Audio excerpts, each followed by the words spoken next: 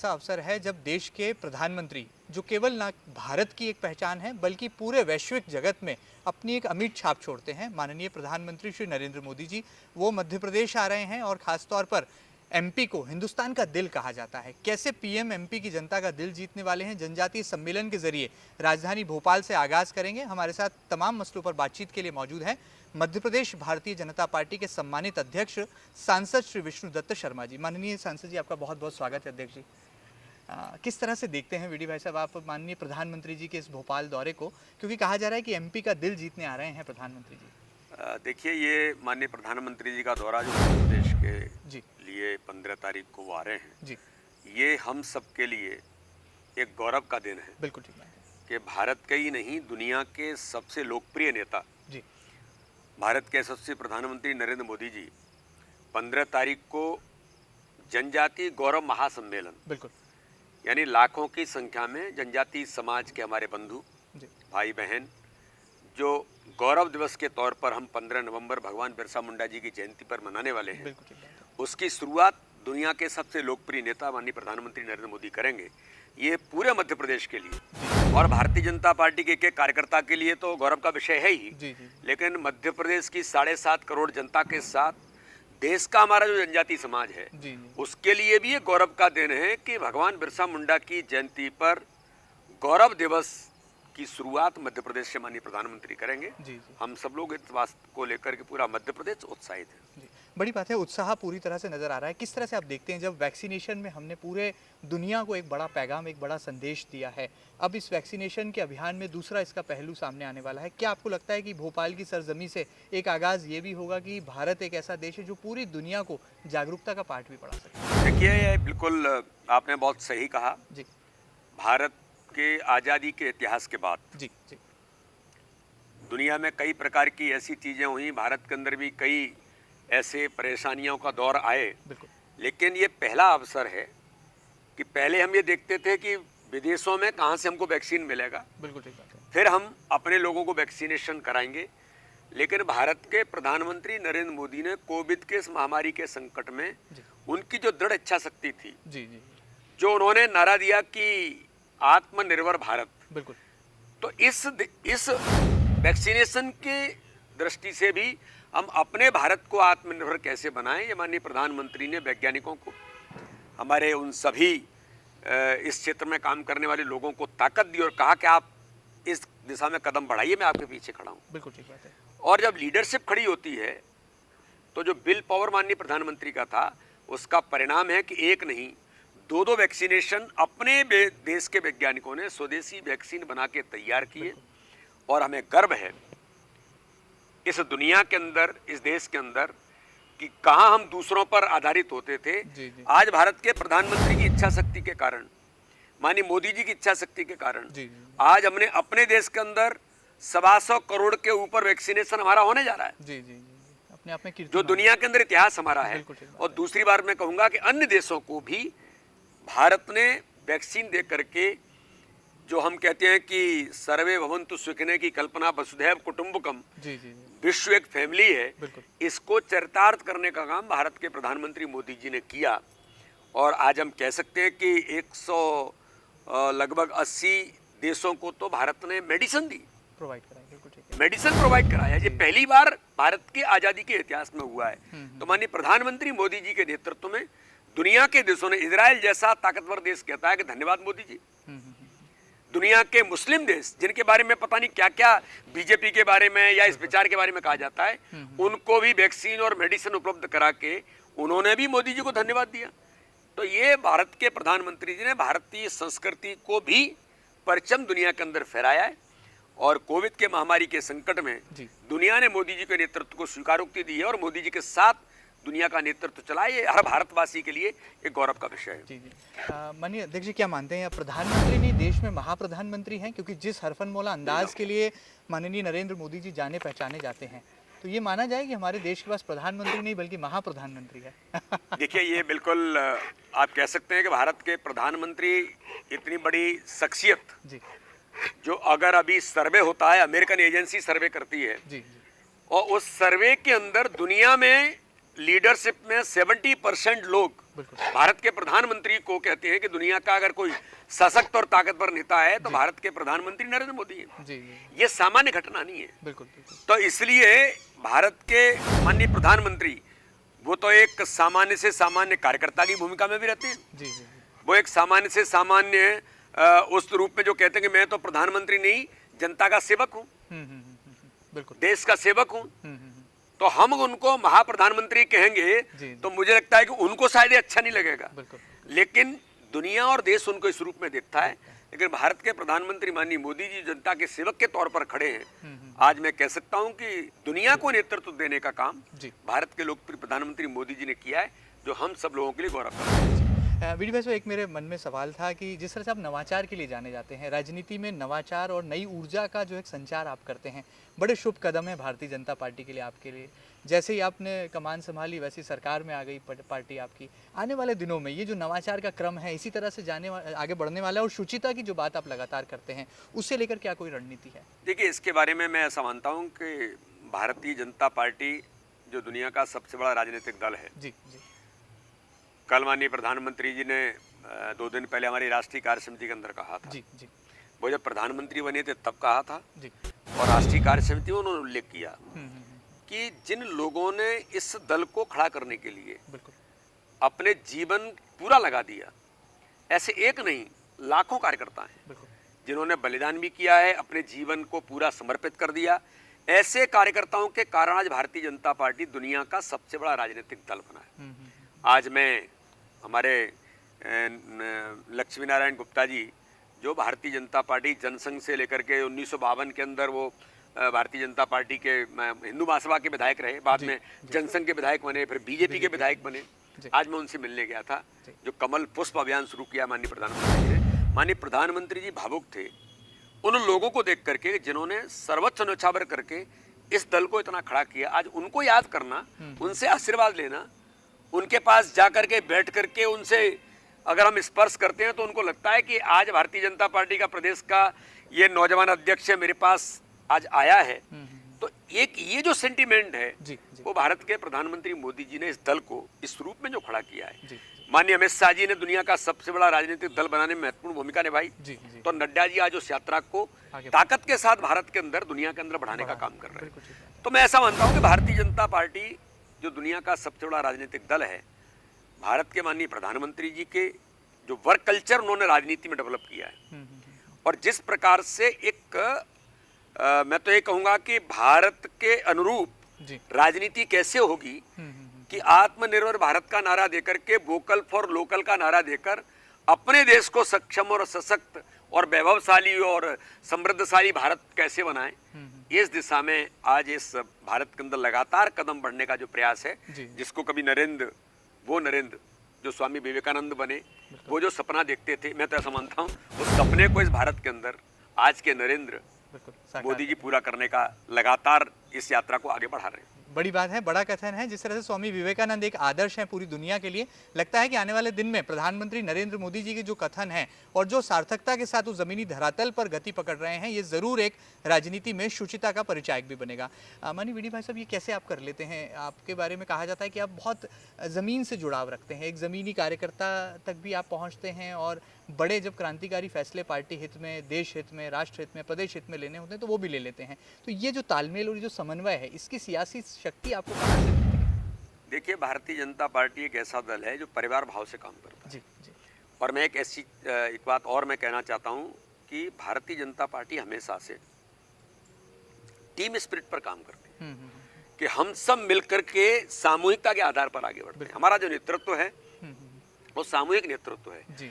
इसलिए भारतीय जनता पार्टी में हमेशा हम कैडर बेस ऑर्गेनाइजेशन होने के नाते से, मैं जब लोकसभा का चुनाव लड़ा तो मुझे 12 दिन मिले थे। मेरे नेतृत्व ने तय किया कि तुमको खजुराहो से जाना है। जी। ये इस प्रदेश का मीडिया ये कह रहा था कि वीडी शर्मा जी 12 दिन में आपका क्या होगा, इतनी बड़ी लोकसभा है। तो मैंने कहा था भाजपा में चुनाव कार्यकर्ता और एक एक कार्यकर्ता प्रत्याशी होता है, और मुझे गर्व होता है कि मेरे उस टीम पर जो बूथ पर कार्यकर्ता खड़े हैं वो मुझे 5 लाख से जिता करके भेजते हैं। ये भारतीय जनता पार्टी में ही हो सकता है। बड़ी बात है। क्योंकि कैडर बेस्ड ऑर्गेनाइजेशन है, कार्यकर्ता आधारित संगठन है, तो ये जो ताकत है, हमको जो ताकत मिलती है वो कार्यकर्ता के उत्साह से हमको ताकत मिलती है। बिल्कुल, बिल्कुल। बूथ पर कार्यकर्ता जब प्रफुल्लित होता है तो हमको मजा आता है, हमको भी ताकत मिलती है। और मैं गर्व से कहना चाहता हूँ कि पृथ्वीपुर जैसी विधानसभा उपचुनाव में, जी जोबट जैसी विधानसभा जहां पर देश विरोधी ताकतें, कांग्रेस के लोग, वामपंथी पूरे गुमराह करने के काम में लगे थे, उन स्थानों पर भी हमारे बूथ के कार्यकर्ताओं ने सक्रियता के साथ मैदान में उतर करके कहा इनको जवाब देंगे। और मुझे गर्व है भारतीय जनता पार्टी के उन कार्यकर्ताओं पर कि इन उपचुनावों में भी ऐतिहासिक बहुमत से जीत करके ये आईना दिखाया कि झूठ छल कपट की राजनीति इस प्रदेश के अंदर नहीं चलेगी, विकास की राजनीति हम आगे बढ़ेंगे। पृथ्वीपुर के अंदर तो कहा गया था कि आतंक की राजनीति, भय मुक्त पृथ्वीपुर बनाना, उस सपने को हमारे कार्यकर्ताओं ने आज मेहनत से पूरा किया। बड़ी बात है, कार्यकर्ताओं से शक्ति मिलती है और शायद यही सियासत की खूबी है कि जब वीडी शर्मा जी जैसे प्रदेश अध्यक्ष होते हैं तो न केवल पार्टी में एक नई ऊर्जा आती है बल्कि नई दिशा और दशा दोनों तय हो जाती है। वीडी भाई, आपने टीम स्पिरिट की बात की तो मुझे मध्य प्रदेश में 3 ऐसे चेहरे नजर आते हैं जो कि टीम स्पिरिट के तौर पर दिखते हैं। ब्रह्मा, विष्णु, महेश। सृष्टि की रचना जरूर उन्होंने की, लेकिन सियासत की दुनिया में भी आप नजर आते हैं। आप स्वयं विष्णुदत्त हैं, इसलिए विष्णु की भूमिका में है। शिवराज जी हैं, मध्य प्रदेश के मुख्यमंत्री हैं, और केंद्रीय मंत्री ज्योतिरादित्य सिंधिया जी हैं। क्या ये त्रिशक्ति का कमाल आने वाले दिनों में मिशन 2023 में भी नजर आए? देखिए, मध्य प्रदेश के अंदर माननीय मुख्यमंत्री शिवराज सिंह चौहान एक ऐसे कार्यकर्ता हैं, मैं एक शब्द उपयोग कर रहा हूँ, मुख्यमंत्री होने के बाद और 15 वर्ष शासन करने के बाद व्यक्ति के अंदर कार्यकर्ता का भाव बना रहे, ये आसान नहीं होता। लेकिन मुझे गर्व है मेरे मुख्यमंत्री पर, माननीय शिवराज सिंह चौहान के, उनके व्यवहार के अंदर। आज मैं देखता हूं कि मुख्यमंत्री होने के बाद जब भारतीय जनता पार्टी के संगठन के कार्यकर्ताओं के साथ होते हैं तो एक सामान्य कार्यकर्ता की भूमिका में होते हैं।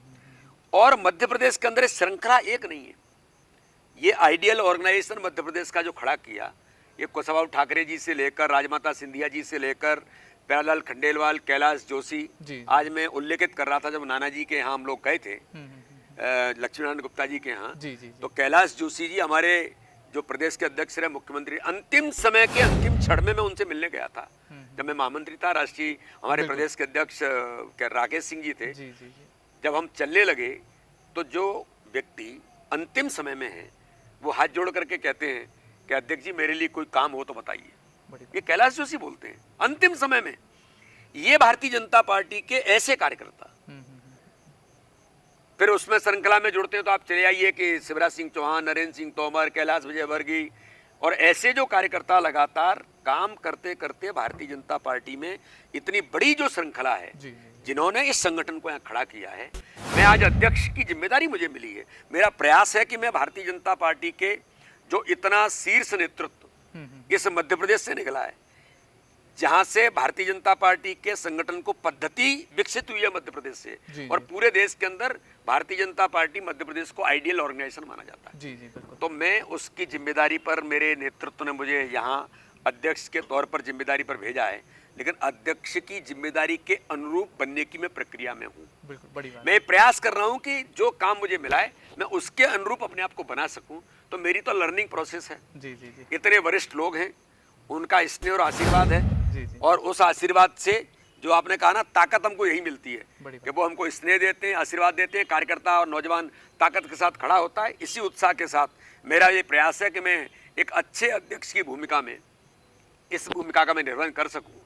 तो उस प्रक्रिया में मैं लगातार काम कर रहा हूँ। चलिए, बड़ी बात है, दूरदृष्टि है, पक्का इरादा है, और शायद यही भारतीय जनता पार्टी की रीति और नीति भी है कि अपने कार्यकर्ता का भी सम्मान बरकरार रहे और आने वाले कल के लिए राजनीति की शुचिता का भी जो है एक उदाहरण नायाब रूप से पेश किया जा सके। जाते जाते बहुत संक्षिप्त में, आप युवोदय पर जो है बहुत फोकस करते हैं, प्रकाश डालते हैं, नवाचार के लिए जाने जाते हैं, प्रशासन प्रिय अंदाज भी है, देर नहीं लगती, अगर कोई गलती करता है तो संगठन में सजा जरूर मिलती है।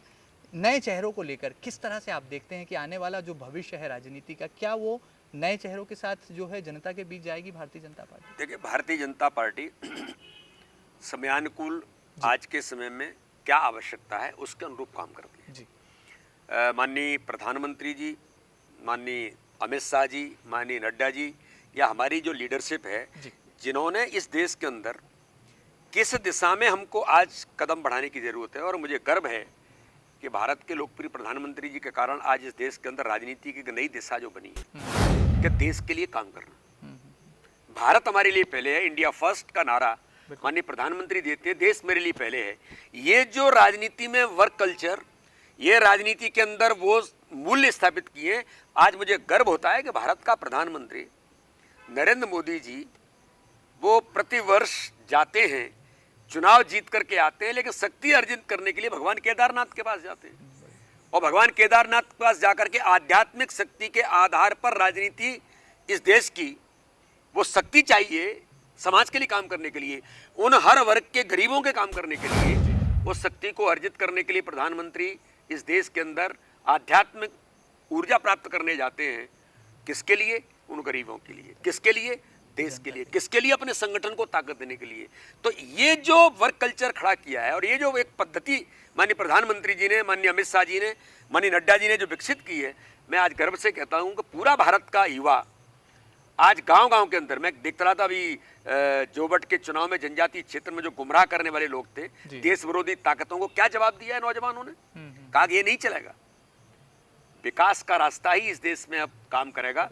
और मैं ऐसा मानता हूं कि गरीबों के जीवन को बदलने का काम, हर गरीब का जीवन कैसे बदला जाएगा कि अगर कोई गरीब है तो उसको अपने घर में रहने का अधिकार है, उसका भी अपना मकान चाहिए। अगर कोई गरीब है, गरीब माँ है, तो उसको भी उज्ज्वला गैस कनेक्शन से जीवन उसका बदल सकता है। अगर गरीब को बीमार होता है तो उसको भी इस देश के अंदर इलाज कराने का अधिकार है। वो साहूकार के पास न जाए। आयुष्मान भारत का कार्ड साहूकार के तौर पर जेब में होगा, 5 लाख तक का फ्री में इलाज कराने का अधिकार भारत के प्रधानमंत्री ने दुनिया के अंदर इतिहास बनाया है। ऐसी एक नहीं, मैं तो कहता हूं कि पता नहीं कितनी चीजें भारत के लोकप्रिय प्रधानमंत्री जी ने और मध्य प्रदेश के अंदर हमारे माननीय मुख्यमंत्री शिवराज सिंह चौहान ने जो काम किया है, गरीबों के मन और दिल को जीता है। यही भारतीय जनता पार्टी है जो दूसरे दलों से भाजपा को अलग करके दिखाती है। उपचुनावों में इतनी जीत के बाद अब कोई चैलेंज बाकी रह गया है? कमलनाथ जी और दिग्विजय सिंह जी, कुछ चुनौती है क्या आपके लिए व्यक्तिगत तौर पर भी और भारतीय जनता पार्टी? देखिए, मेरा ऐसा मानना है कि हम लोग तो सामूहिक तौर पर काम करते हैं। कांग्रेस के बारे में ये उनका दल है, वो उसके बारे में विचार कर सकते हैं। हमारे सामने कोई, हम कभी जो चाणक्य की नीति है, चाणक्य कहते हैं कि दुश्मन को या विरोधी को कभी कमजोर नहीं मानना चाहिए। हम तो कभी नहीं मानते। हम मैदान में उतरते हैं अपनी पद्धति पर, अपने काम पर, अपने कार्यकर्ताओं की मेहनत पर। बूथ का कार्यकर्ता काम करता है उस पर और अपने सिद्धांत पर, अपनी नीतियों पर हम लगातार आगे बढ़ रहे हैं। लेकिन कांग्रेस इस देश के अंदर आज अपना अस्तित्व खो रही है। एक परिवार तक सिमट गई है देश के अंदर, प्रदेश के अंदर। प्रदेश के अंदर ही 2 लोग बचे हैं और वो भी ऐसे लोग हैं जो अप्रासंगिक हो गए हैं। आज दिग्विजय सिंह के कहते हैं कि मैं जाता हूं तो जनता मुझे वोट नहीं देती बल्कि काट देती है। देख, कमलनाथ जी के हाल ये है। कमलनाथ जी को आपने देखा होगा कि किस प्रकार की भाषा, अनियंत्रित व्यवहार, ये जो चीजें हैं वो ये दर्शाती हैं कि कांग्रेस की लीडरशिप कहती है कि नेतृत्व तो भ्रष्टाचार में आकंठ डूबा है, तो दूसरे उन्हीं के लोग कहते हैं कि बूथ पर कोई काम ही नहीं बचा। तो मेरा ऐसा मानना है कि लोकतंत्र में इस प्रकार के जो लोग हैं और कांग्रेस जो अस्तित्व खो रही है, आज कहीं ना कहीं हमारी और जिम्मेदारी बढ़ती है। तो इतना चैलेंज हमारे लिए जरूर है कि जब हमको व्यापक समर्थन मिल रहा है, हमारे साथ जनता माननीय प्रधानमंत्री के नेतृत्व में खड़ी है, तो हमारी जिम्मेदारी बनती है कि उस जनता के अनुरूप अपने व्यवहार के साथ हम उनकी अपेक्षाओं और आकांक्षाओं पर खरे उतरें। ये एक एक जनप्रतिनिधि के लिए, चाहे माननीय सांसद, माननीय विधायक या जो भी हमारे जनप्रतिनिधि, भारतीय जनता पार्टी के हमारे कार्यकर्ता, कि कोविड के महामारी के संकट में उनके लिए सेवा के लिए खड़े होना, सेवा ही समर्पण के अभियान में राजनीति के साथ सामाजिक भूमिका का निर्वहन करना, जो बेहतर किया। तो वैक्सीनेशन का अभियान आता है तो वैक्सीनेशन में एक एक कार्यकर्ता वैक्सीनेशन के लिए उतरे और मध्य प्रदेश ने इतिहास बनाया। हमारे कार्यकर्ता मैदान में उतरे। आज माननीय प्रधानमंत्री ने पुनः आह्वान किया है कि घर घर दस्तक देना और दस्तक देकर के सेकंड डोज लगाकर इस महामारी से बचने का प्रयास करना। यह भारतीय जनता पार्टी के कार्यकर्ता इस भूमिका में लगे। आखिर में जाते जाते मध्य प्रदेश की जनता के लिए क्या खास संदेश होगा? क्योंकि नगरीय निकाय चुनाव की कहा जा रहा है कि उल्टी गिनती शुरू हो गई है, पंचायत चुनाव की आहट हो चुकी है, मिशन 2023 भी बहुत दूर नहीं है। क्या संदेश मध्य प्रदेश की 7.5 करोड़? देखिए, मैं तो मध्य प्रदेश की 7.5 करोड़ जनता जो हमारी भगवान है जी, और मैं ऐसा मानता हूं कि राजनीति में जनता ही सब कुछ होती है। भारत के लोकप्रिय प्रधानमंत्री माननीय नरेंद्र मोदी जी ने गरीबों के जीवन बदलने के लिए जो गरीब कल्याण की योजनाएं हैं, मध्य प्रदेश की सरकार ने माननीय मुख्यमंत्री के नेतृत्व में गरीब कल्याण की योजनाएं हैं, उनको हम जमीन पर उतार करके हर गरीब तक पहुंचाना और उन योजनाओं से कोई भी जो वंचित व्यक्ति है वो वंचित न हो, ये भारतीय जनता पार्टी के कार्यकर्ताओं का भी प्रयास होगा। और मैं तो प्रदेश की जनता से भी अपील करना चाहता हूं कि इन योजनाओं का लाभ लेकर के अपने जीवन को बदलने का काम हम सब करें।